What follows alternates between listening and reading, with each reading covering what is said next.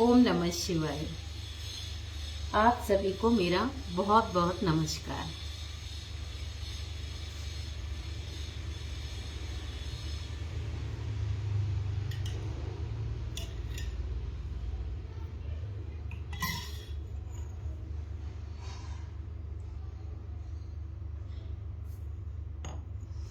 तो अब हम शुरू करते हैं शिव महापुराण का पाठ। आज हम इसका 24वां अध्याय शुरू करेंगे। कल हमने पढ़ा था कि भस्म, रुद्राक्ष और शिव नाम की महिमा को। तो कल हमने शिव नाम की महिमा को पढ़ा था कि सिर्फ भगवान का नाम लेने से, सिर्फ मंत्र का जाप करने से, वो मंत्र कोई भी हो, श्री शिवाय नमस्तुभ्याम, ओम नमः शिवाय, ओम हर हर महादेव, जो आपको लेने में सुविधा पड़े, ओम श्री शंबा शिवाय नमः, वो आप ले सकते हैं और उसमें अद्भुत चमत्कार होता है। तो आज 24वें अध्याय में हम देखेंगे भस्म का महात्म्य। भस्म का निरूपण करने से हमें क्या क्या लाभ होते हैं। चलिए शुरू करते हैं। भस्म महात्म्य का निरूपण। सूत जी बोले, हे महर्षियों, भस्म संपूर्ण मंगलों को देने वाला एवं उत्तम है। उसके 2 भेद बताए गए हैं। मैं उन भेदों का वर्णन करता हूं, आप लोग सावधान होकर सुनिए। इसमें सूत जी बता रहे हैं कि भस्म संपूर्ण मंगलों को देने वाली है और उत्तम है। इसके 2 भेद हैं और दोनों भेदों का सूत जी इस अध्याय में वर्णन कर रहे हैं, जो हमें सावधानी से सुनना चाहिए कि कब हमें भस्म का कहाँ उपयोग, किस तरह से भस्म को हमें भगवान को समर्पित करना चाहिए और स्वयं धारण करना चाहिए। चलिए शुरू करते हैं। एक को महाभस्म जानना चाहिए और दूसरे को स्वल्प भस्म मानना चाहिए। महाभस्म में के भी अनेक भेद हैं। वह 3 प्रकार का कहा गया है: श्रोत, स्मार्त एवं लौकिक। ये महाभस्म के 3 प्रकार हैं। ये तीनों कौन से हैं? श्रोत, स्मार्त और लौकिक। स्वल्प भस्म के भी बहुत से भेदों का वर्णन किया गया है। श्वेत और स्मार्त भस्म को केवल द्विजों के ही उपयोग में आने के योग्य कहा गया है। तीसरा जो लौकिक भस्म है, वह अन्य लोगों के भी उपयोग में आ सकता है। मतलब कि जो प्रथम 2 श्रोत और स्मार्त भस्म है, वो सिर्फ साधु संत महात्मा और भगवान को समर्पित किया जा सकता है, जबकि जो तीसरी भस्म है लौकिक भस्म, उसे भगवान को समर्पित करके हम भी भस्म को लगा सकते हैं। श्रेष्ठ महर्षियों ने यह बताया है कि द्विजों को वैदिक मंत्र के उच्चारण पूर्वक भस्म धारण करना चाहिए। दूसरों लोगों के लिए बिना मंत्र के ही केवल धारण करने का विधान है। मतलब कि जो महर्षि हैं, विद्वान लोग हैं, उन्हें इस भस्म को धारण करने के लिए मंत्रों का पूर्ण उच्चारण करना चाहिए। लेकिन सामान्य लोगों को वो मंत्रों का ज्ञान ही नहीं है, तो वो उनका उच्चारण कैसे करेंगे? तो उसमें ये भी विधान दिया गया है कि दूसरे लोग इसे बिना मंत्र के भी धारण कर सकते हैं। जले हुए गोबर से उत्पन्न होने वाला भस्म अग्नेय कहलाता है। हे महामुने, वह भी त्रिपुंड का द्रव्य है, ऐसा कहा गया है। अगर हम सिंपल गाय का जो गोबर होता है, उसे जलाकर भी अगर भस्म बनाते हैं, तो उसे भी हम शिव शंकर भोलेनाथ को समर्पित कर सकते हैं, ऐसा इसमें बताया गया है। अग्निहोत्र से उत्पन्न हुए भस्म का भी मनीषी पुरुषों को संग्रह करना चाहिए। अन्य यज्ञ से प्रकट हुआ भस्म भी त्रिपुंड धारण के कार्य में आ सकता है। मतलब कि भगवान शिव शंकर भोलेनाथ को हम जो भस्म चढ़ाते हैं वो हम घर में किसी भी तरह का यज्ञ करते हैं, किसी भी तरह का हवन करते हैं, उसमें जो भस्म बचती है उसे भी हम छान कर एकदम पतले मुलायम कपड़े से छान कर उसे रख सकते हैं और भगवान भोलेनाथ शिव शंकर को समर्पित कर सकते हैं। मेरे भोले बाबा उसमें भी प्रसन्न हो जाते हैं। जवालोश निषाद में आए हुए अग्नि इत्यादि 7 मंत्रों द्वारा जल मिश्रित भस्म से धूलन विभिन्न अंगों में मर्दन और लेपन करना चाहिए।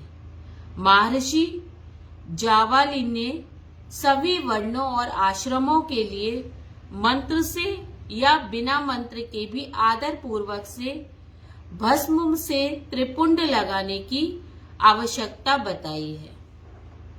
समस्त अंगों में सजल भस्म को मलना अथवा विभिन्न अंगों में तिरछा त्रिपुंड लगाना, इन कार्यों को मोक्षार्थी पुरुष प्रमर्थ से ही में भी ना छोड़े, ऐसा श्रुति का संदेश है। मतलब कि जो भस्म हम लगाते हैं उसे हम त्रिपुंड में लगा सकते हैं, सारे अंगों में भी लगा सकते हैं। यही एक मोक्ष का सरल उपाय है। भगवान शिव और विष्णु ने भी तीरथ त्रिपुंड धारण किया है। अन्य देवियों सहित भगवती उमा और लक्ष्मी ने भी वाणी द्वारा इसकी प्रशंसा की है। ब्राह्मणों, क्षत्रिय, वैश्य, शूद्रों, वर्ण संकरों तथा जाति भ्रष्ट पुरुषों ने भी उदलन एवं त्रिपुंड के रूप में भस्म को धारण किया है। जो लोग श्रद्धा पूर्वक शरीर में भस्म का उदलन मतलब कि लेप और त्रिपुंड धारण करने का आचरण नहीं करते, उन्हें वर्णाश्रम समन्वित सदाचार की कमी रहती है। मतलब कि हमारे शिव पुराण में साफ साफ लिखा गया है कि जिस तरह पहले के समय हमारे पूर्वज, आपने देखा होगा, सिर पर एक तिलक धारण करते थे, एक त्रिपुंड बनाते थे। हमें भी उस तरह कुछ नहीं तो एक चंदन की बिंदी तो जरूर लगानी ही चाहिए। अगर भस्म की लगाते हैं तो वो बहुत अच्छी है, और ना लगाए तो एक चंदन की बिंदी हमें अवश्य लगानी चाहिए, क्योंकि सभी देवी देवता सभी इस चीज को धारण करते हैं। जिनके द्वारा श्रद्धा पूर्वक शरीर में भस्म लेप तथा त्रिपुंड धारण का आचरण नहीं किया जाता, उनकी बिना मुक्ति करोड़ों जन्मों में भी संसार से संभव नहीं है। बताया गया है कि जो लोग एक छोटा सा टीका भी नहीं लगा सकते, उनकी मुक्ति करोड़ों जन्मों तक संसार में रहने के बाद भी संभव नहीं हो पाती। जो श्रद्धा पूर्वक शरीर में भस्म लेप और त्रिपुंड धारण का आचरण पालन नहीं करते, उन्हें 100 करोड़ कल्पों में भी शिव का ज्ञान प्राप्त नहीं हो सकता। जो श्रद्धा पूर्वक भस्म लेप तथा त्रिपुंड धारण नहीं करते, वे महापातकों से युक्त हो जाते हैं, ऐसा शास्त्रों का निर्णय है। जो श्रद्धा पूर्वक भस्मोदुलन मतलब भस्म का लेप और त्रिपुंड धारण नहीं करते, उन लोगों का संपूर्ण आचरण विपरीत फल देने वाला हो जाता है। मतलब कि हमें अपने मस्तक पर एक बिंदी, एक तिलक, एक त्रिपुंड जरूर धारण करना चाहिए। त्रिपुंड जो हम भोलेनाथ शिव शंकर पर बनाते हैं, इस तरह 3 पहले लाइनें बनाते हैं, फिर उसे आपस में जोड़ते हैं और बीच में भगवान की आंख की तरह चंद्र बिंदी बनाते हैं। वो हमें जरूर करना चाहिए। हे मुनियों, महापातकों से युक्त और समस्त प्राणियों से द्वेष करने वाले हैं। वे ही त्रिपुंड धारण और भस्मोन्मूलन से अत्यधिक द्वेष करते हैं। जो महाज्ञानी मनुष्य शिवलिंग अग्निहोत्र का कार्य करके त्रययुष जगमंदे जम दंगने त्रयुष जम दंगनेह इस मंत्र से भस्म का मात्र स्पर्श ही कर लेता है, वह समस्त पापों से मुक्त हो जाता है। जो मनुष्य तीनों संध्या कालों में श्वेत भस्म को के द्वारा त्रिपुंड धारण करता है, वह समस्त पापों से मुक्त होकर शिव शंखलिंग का आनंद भोगता है। जो मनुष्य श्वेत भस्म से अपने मस्तक पर त्रिपुंड धारण करता है, वह अनादिभूत लोगों को प्राप्त कर अमर हो जाता है। बिना भस्म स्नान किए षडाक्षर मंत्र ओम नमः शिवाय, ये है हमारा षडाक्षर मंत्र का जाप नहीं करना चाहिए। विधि पूर्वक भस्म से त्रिपुंड धारण करके ही इसका जप करना चाहिए। इसमें बताया गया है कि जो मंत्र है हमारा ओम नमः शिवाय, जिसे हम अक्सर बोलते हैं, इसे बोलने से पहले हमें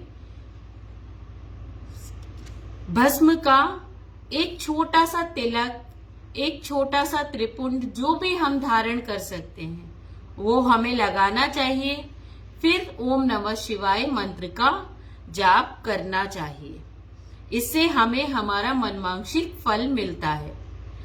दयाहीन, अधम, महापापों से युक्त, पाप से युक्त, मूर्ख अथवा पातित व्यक्ति भी जिस देश में नित्य भस्म धारण करते रहते हैं, वह देश सदैव संपूर्ण तीर्थ और यज्ञों से परिपूर्ण ही रहता है। त्रिपुंड धारण करने वाला पापी जीव भी समस्त देवों और असुरों द्वारा पूज्य है। यदि पुण्यात्मा त्रिपुंड से युक्त है तो उसके लिए कहना ही क्या है। भस्म धारण करने वाला शिव ज्ञानी जिस देश में स्वेच्छाएं चला जाता है, वह देश में समस्त तीर्थ आ जाते हैं। इस विषय में और अधिक क्या कहा जाए। विद्वानों को सदैव भस्म धारण करना चाहिए और लिंगार्चन करके षडाक्षर मंत्र का जाप करना चाहिए। ब्रह्मा, विष्णु, रुद्र, मुनिगण तथा देवताओं के द्वारा भी समस्त भस्म धारण करने के महात्म का वर्णन किया जाना संभव नहीं है। जिसने अपने वर्ण और आश्रम धर्म से संबंधित आचार और क्रियाएं लुप्त कर दी हैं, यदि वह भी त्रिपुंड धारण करता है तो समस्त पापों से मुक्त हो जाता है। जो भस्म धारण करने वाले को त्याग कर धार्मिक कृत्य करते हैं, उनके करोड़ों जन्म लेने पर भी संसार से मुक्ति प्राप्त नहीं होती है। मतलब कि अगर हम कोई साधु संत है और उसका अपमान कर रहे हैं, उसने भस्म धारण किए हैं और हम उसकी अवज्ञा कर रहे हैं, उसकी हंसी उड़ा रहे हैं, तो फिर हम कितने भी पुण्य कर लें, कितने भी, हमें उसका कोई फल नहीं मिलेगा।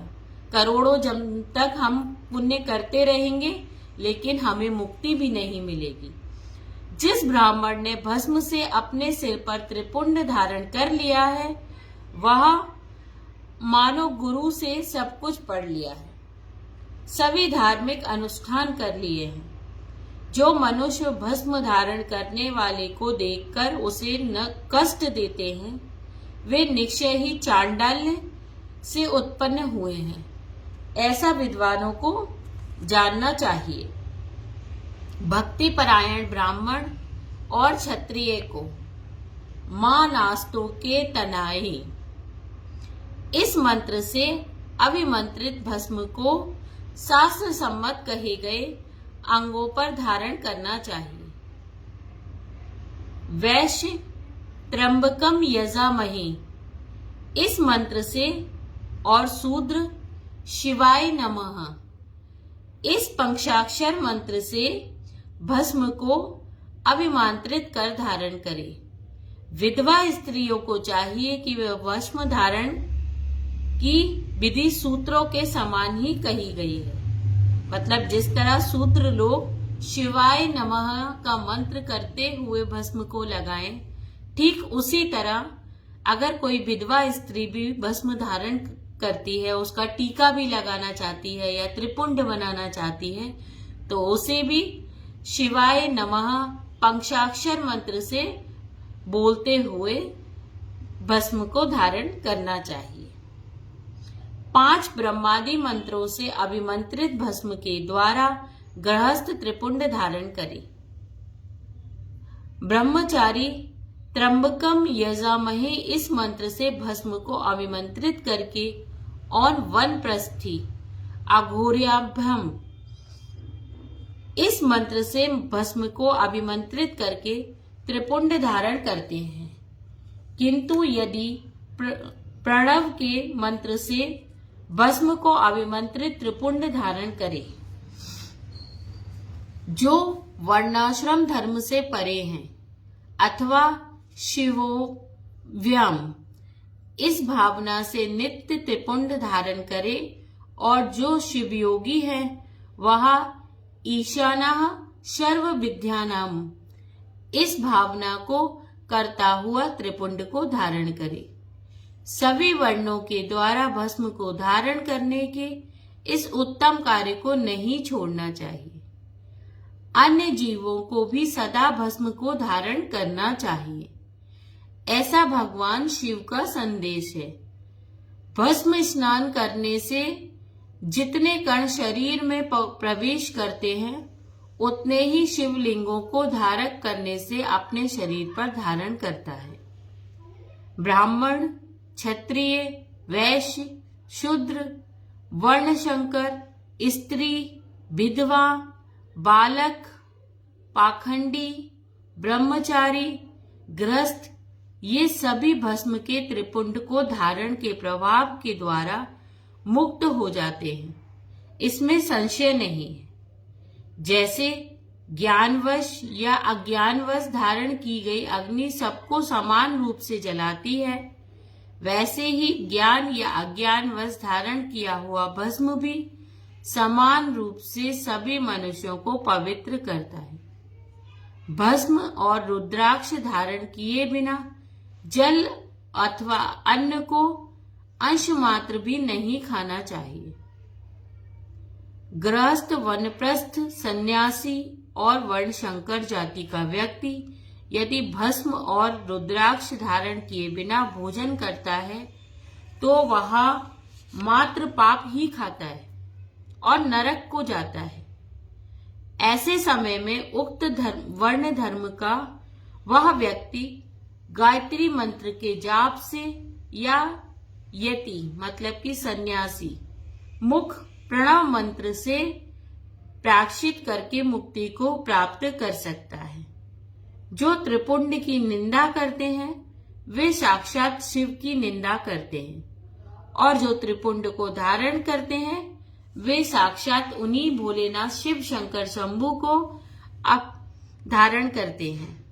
भस्म रहित भाल को धिक्कार है, शिवालय रहित ग्राम को धिक्कार है, शिव अर्चन से रहित जन्म को धिक्कार है, और शिव ज्ञान रहित विद्या को धिक्कार है। जो लोग तीनों लोकों के आधार स्वरूप महेश्वर भगवान शिव की निंदा करते हैं, त्रिपुंड धारण करने वाले की निंदा करते हैं और उनको देखने से ही पाप लगता है, वे वर्णशंकर, सुअर, असुर, खर मतलब कि गधा, स्वान यानी कि कुत्ता, कोष्टू यानी कि शियार और कीड़े मकोड़े के समान ही उत्पन्न होते हैं और उन नरकगामी व्यक्तियों का जन्म मात्र पाप करने के लिए ही होता है। भगवान शिव के त्रिपुंड धारण करने वाले उनके मंत्रों की भी निंदा करते हैं। उन्हें रात में देखने पर चंद्रमा के दर्शन से और दिन में देखने पर सूर्य के दर्शन से शुद्धि प्राप्त होती है। मात्र इतना ही नहीं, स्वप्न में भी उन्हें देखने से पाप लगता है। अतः स्वप्न में जो उन्हें देखे उसको अपनी शुद्धि के लिए श्रुति में कहे गए रुद्रसूक्त का आदर पूर्वक पाठ करना चाहिए, तभी उसे छुटकारा मिल सकता है। उनसे बात करने से नरक होता है, उस नरक से मुक्ति प्राप्त करना असंभव है। जो भस्म त्रिपुंड आदि धारण करने वाले पुरुष की निंदा करते हैं वे निश्चित ही मूर्ख हैं। हे मुनि, तांत्रिक ऊर्ध्व त्रिपुंड धारण करने वाले तथा तपाए हुए चक्र आदि चिन्हों को धारण करने वाले इस शिव यज्ञ के अधिकारी नहीं हैं। वे इस यज्ञ से बहिष्कृत हैं। वालों उपनिषद में कहे गए वे लोग ही उस यज्ञ के अधिकारी हैं। प्रयत्न पूर्वक उन्हें शिव यज्ञ के कार्य में सम्मिलित करना चाहिए। उन्हें भस्म लगाना चाहिए। विभूति का चंदन से या चंदन में विभूति का मिश्रण कर बनाए गए मिश्रित भस्म से मस्तक पर त्रिपुंड लगाना चाहिए। कुछ भी हो, मस्तक पर विभूति धारण करना आवश्यक है। यदि विभूति नहीं तो भी यह करना सदा लोगों के लिए आवश्यक ही है।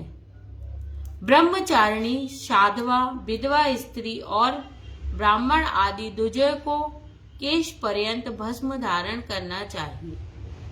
इसी प्रकार ब्रह्मचर्य आदि आश्रम वालों को भी स्वच्छ विभूति धारण करना चाहिए, क्योंकि विभूति मोक्ष देने वाली है और समस्त पापों को नाश करने वाली है। जो भस्म द्वारा विधि पूर्वक त्रिपुंड धारण करता है वह ब्रह्म आदि महापातक समूहों और उत्जिच अन्न छीन भक्षण मतलब कि उपपादकों से युक्त होता है। ब्रह्मचारी, गृहस्थ, वनप्रस्थी और सन्यासी चारों आश्रम ब्रह्मा, क्षत्रिय, वैश्य, शूद्र और अन्य वर्ण शंकर, ये चारों वर्ण और उपवर्णों के लोग, पतित और नीच मनुष्य भी विधि पूर्वक शरीर पर भस्म और उद्धूलन तथा त्रिपुंड धारण करके शुद्ध हो जाते हैं, क्योंकि सम्यक रूप से धारण की गई भस्म से पाप राशि से मुक्ति प्राप्त हो जाती है। भस्म धारण करने वाले व्यक्ति विशेष रूप से स्त्री हत्या, गो हत्या, वीर हत्या, अश्व हत्या आदि पापों से मुक्त हो जाते हैं। इसमें संशय नहीं है। दूसरे के द्रव्य का अपहरण, पराई स्त्री का अभिमर्शन, दूसरों की निंदा, पराये खेत का अपहरण, दूसरों को कष्ट देना, फसल, बाग आदि का अपहरण, घर फूंकना आदि कर्म, नीचों से गाय, सोना, चांदी, भैंस, तिल, कंबल, वस्त्र, अन्न, धान्य, जल आदि का परिग्रह दशा, वैश्य मंगली यानी कि चांडाली, शूद्रा, नटी, राजस्वला, कन्या और विधवा से मैथुन, मांस,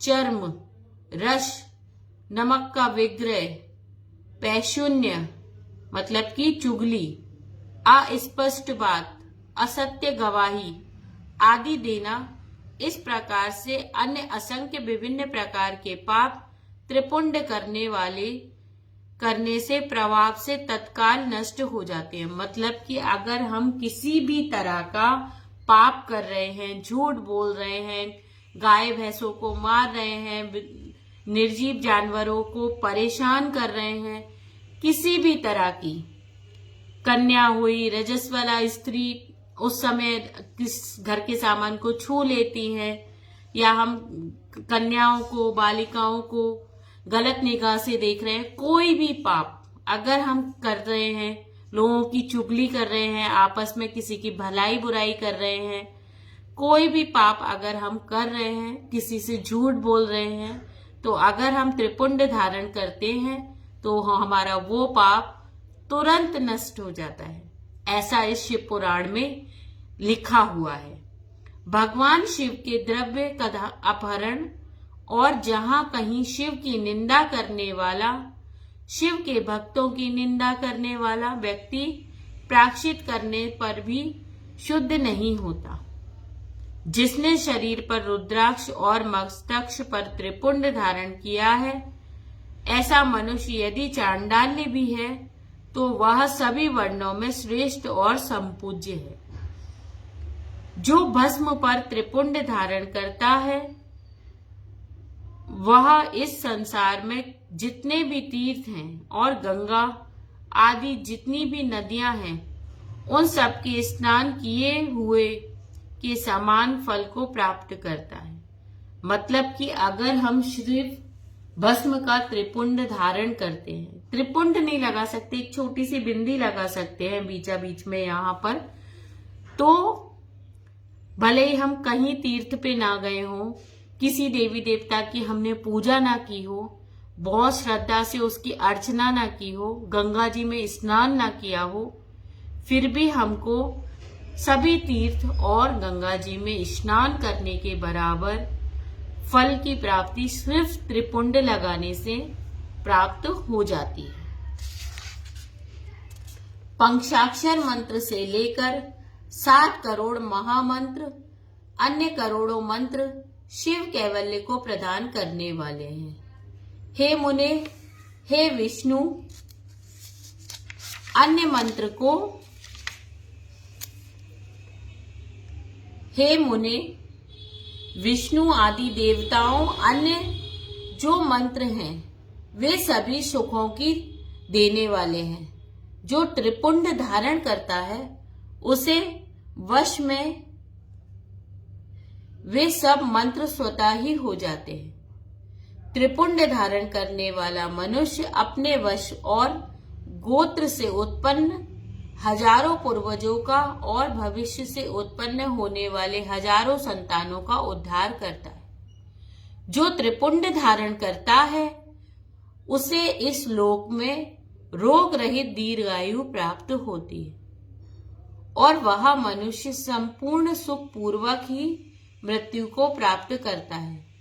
वह मृत्यु के पश्चात अणिमा, महिमा आदि 8 ऐश्वर्यों और सद्गुणों से युक्त दिव्य शरीर वाले शिव को प्राप्त करता है और दिव्य लोक से देवों से सेविक दिव्य विमान पर चढ़ाकर उसे शिव लोक में ली जाता है। वहां पर सभी विद्याधारों और पराक्रमों, गंधर्वों, इंद्रिय, लोकपालों से, लोकों से क्रमशः जाकर बहुत से भागों का उपभोग करता हुआ प्रजापतियों के पदों तथा ब्रह्मा के पद पर आसीन होकर वह दिव्य लोक की ब्रह्मा के पद पर आसीन होकर वह दिव्य लोक की सैकड़ों कन्याओं के साथ आनंदित होता है।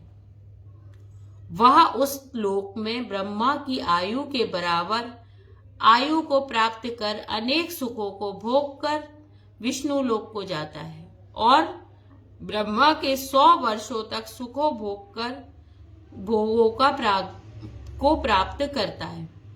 तदंतर वह शिव लोक में जाकर इच्छा अनुसार अक्षय कामनाओं को प्रदान करता है और शिव सान्निध्य को प्राप्त कर लेता है। इसमें कोई संशय नहीं है।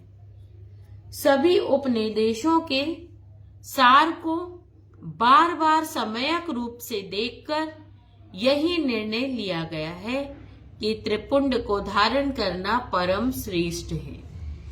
जो ब्राह्मण विभूति की निंदा करता है वह ब्राह्मण नहीं है, अपितु अन्य जाति का या विभूति के धारण उसे चतुर्मुख ब्रह्मा की आयु सीमा तक नरक को भोगना पड़ता है।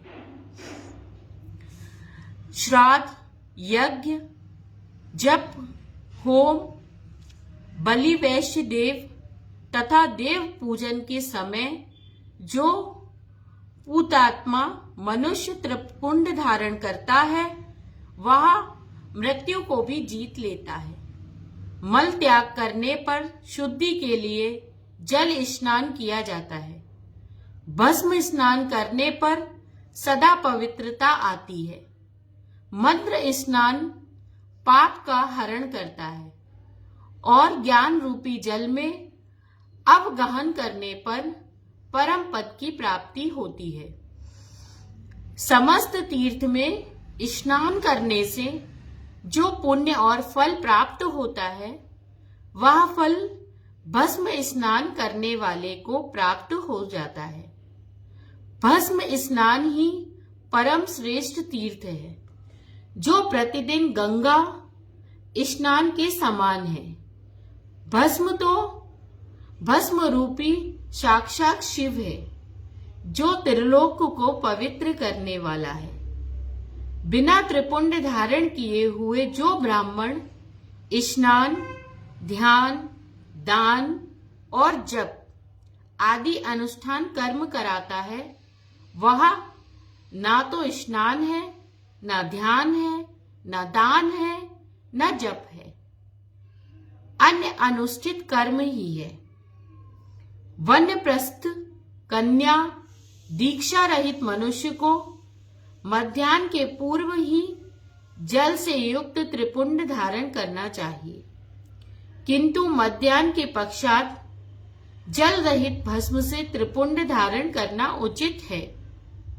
इस प्रकार श्रद्धा पूर्वक दृढ़ निश्चय वाला जो व्यक्ति नित्य त्रिपुंड को धारण करता है उसे ही शिव भक्त जानना चाहिए।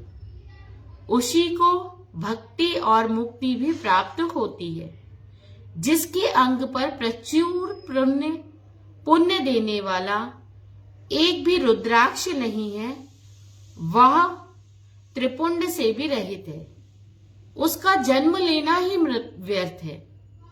इसके पश्चात भस्म धारण तथा त्रिपुंड की महिमा एवं विधि बताकर सूत जी ने फिर पूछा और फिर कहा, हे महर्षियों, इस प्रकार मैंने संक्षेप में त्रिपुंड का महात्म्य बताया है। यह समस्त प्राणियों के लिए एक गोपनीय रहस्य है, अतः आपको भी इसे गुप्त ही रखना चाहिए। मुनीश्वरों, ललाट आदि सभी निर्दिष्ट स्थानों में जो भस्म से 3 तिरछी रेखाएं बनाई जाती हैं उन्हीं को विद्वानों ने त्रिपुंड कहा है। मस्तक, 2 भुजाओं, हृदय और नाभि, इन 5 स्थानों को भस्म वेदा पुरुष ने भस्म धारण करने के योग्य बताया है। कौन सी 5 वो हैं? ये 5 चीजें हैं। सबसे पहले है मस्तक, फिर हमारी दोनों भुजाएं, फिर हमारा हृदय और उसके बाद हमारी नाभि। ये ऐसे 5 स्थान हैं। अगर हम तिलक भी लगाते हैं तो हमें इन 5 स्थानों पर चंदन का, हल्दी का, वो तिलक भी इन 5 स्थानों पर लगाना चाहिए। और भस्म लगाते हैं तो वो भी इन 5 स्थानों पर धारण करनी चाहिए। यथा संभव देश, काल आदि की अपेक्षा रखते हुए भस्म को अभिमंत्रित करना और जल में मिलाना आदि कार्य करें। यदि लेप में भी असमर्थ हो तो त्रिपुंड आदि लगाए। त्रिनेत्रधारी, त्रिगुण के आधार तथा तीनों देवताओं के जनक मेरे भगवान भोलेनाथ शिव शंकर शंभू का स्मरण करते हुए नमः शिवाय कहकर ललाट में त्रिपुंड को लगाएं। ईशाभ्यम नमः ऐसा कहकर दोनों पार्श्व भागों में त्रिपुंड को धारण करें। बीजाभ्यम नमः यह बोलकर दोनों प्रकोष्ठों में भस्म को लगाएं। पितरम्भ्य नमः ऐसा कहकर नीचे दिए गए अंगों में और ओमेशम्भ्यम नमः ऐसा कहकर ऊपर के अंग में तथा भीमाय नमः ऐसा कहकर पीठ में और सिर के पीछे भाग में त्रिपुंड लगाना चाहिए। इति श्री शिव महापुराणे प्रथमम विंदेश्वराय सहिताय भस्म धारण वर्णनम नामा चतुर्विशो अध्याय। इस प्रकार शिव महापुराण के प्रथम विंदेश्वराय सहिताय के सांध्य संदन खंड में भस्म धारण वर्णन नामक 24वां अध्याय पूर्ण होता है। ओम नमः शिवाय। तो आज हमने इस 24वें अध्याय में भस्म धारण करने का पूरा वर्णन, पूरा विधान हमने पढ़ा कि हमें भस्म क्यों धारण करनी चाहिए और इसे धारण करने से क्या क्या फलों की प्राप्ति होती है, किस तरह हमें मोक्ष प्राप्त होता है और किस तरह हमें इसे धारण करना चाहिए और इसे धारण करने के मंत्र क्या हैं। जब हम धारण करें तो छोटे छोटे मंत्र हैं जिन्हें हम बोलें और उन्हें धारण करें तो भगवान की कृपा और मोक्ष हमें जरूर प्राप्त होता है। भोलेनाथ शिव शंकर शंभू हमें अवश्य ही मोक्ष प्राप्त करते हैं और स्वयं भगवान शिव शंकर भोलेनाथ के शिव धाम शिवलोक में हमें स्थान प्राप्त होता है। तो आज से इस अध्याय से हमें यही शिक्षा मिलती है कि हमें एक छोटा त्रिपुंड, और त्रिपुंड भी नहीं बना सकते तो मस्तिष्क पर एक छोटी टीका बिंदी, नाभि पर, गले पर, हृदय पर और हमारी दोनों बाजुओं पर हमें छोटी छोटी एक बिंदी रूपी जरूर धारण करनी चाहिए। आज के इस फैशन के समय में हम सब इस चीज को भूल गए हैं, लेकिन हमें ये जरूर धारण करना चाहिए। इससे हमें बहुत अच्छा फल मिलता है और हमारी सद्गति होती है। तो आप सभी का बहुत बहुत धन्यवाद मेरे साथ ये शिव महापुराण की कथा का 24वां अध्याय स्मरण करने के लिए और सुनने के लिए। ओम नमः शिवाय।